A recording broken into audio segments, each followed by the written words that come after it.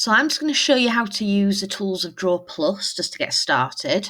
So when you load it up, you get the assistant and you can choose any of the page setups you want, or you can go in to create your own custom design where you can actually go ahead and change the units to be inches if that's in your brief, or centimetres, or you could just choose one of the preset options.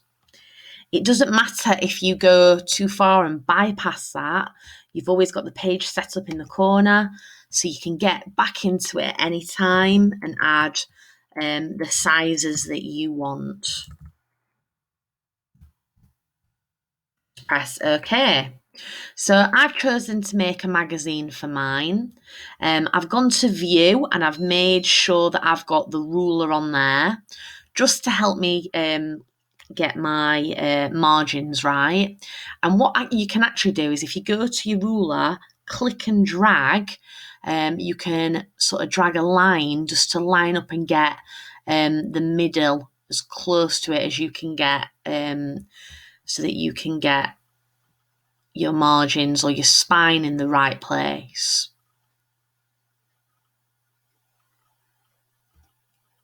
There we go. And if it's not in the right place, you can just simply just move it to where you want it to be.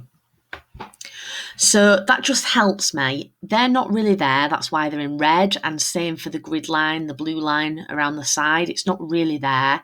It won't be there when we print it out. It's just to help you know when you're starting to run out of space. Now the next thing I want to do is add a rectangle for my background. And you could either add one big one, or I'm just going to add 3 separate ones. And you can go to your colour swatch panel at the side and add a background. The easiest thing to do is get your black arrow and just copy and paste that as well. And just drag one across to the other side.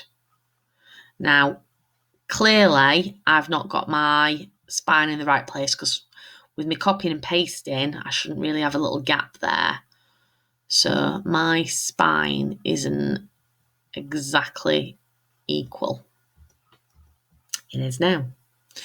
Just be careful when you are filling a shape with colour. If you don't get it in, if it doesn't fill in colour and you think, oh, why is that not working? It might be that these two, your outline and your fill, you might not have selected the right section. So just be careful of that. And you might have yours set on colour, so you've got your little colour wheel. So that one will let us change the actual line colour, whereas this middle one, the fill, that lets us change your fill colour.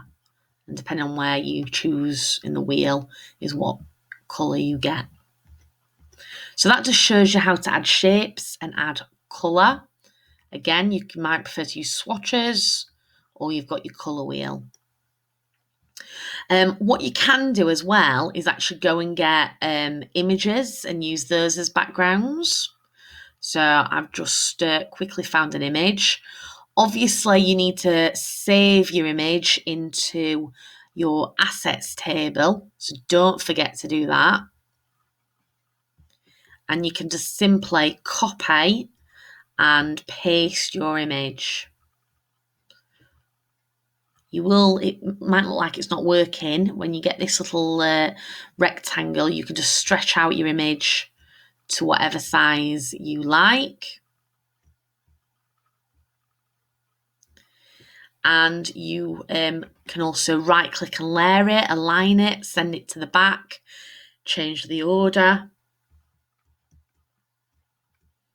And what I might decide to do now is actually remove those and just have a picture background with a spine. So it's up to you, different ways of doing it.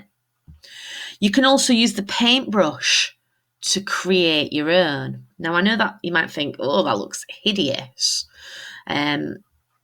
Just with all these strange little scribbles. But what I can actually do is select them, and if I go to my filter effects,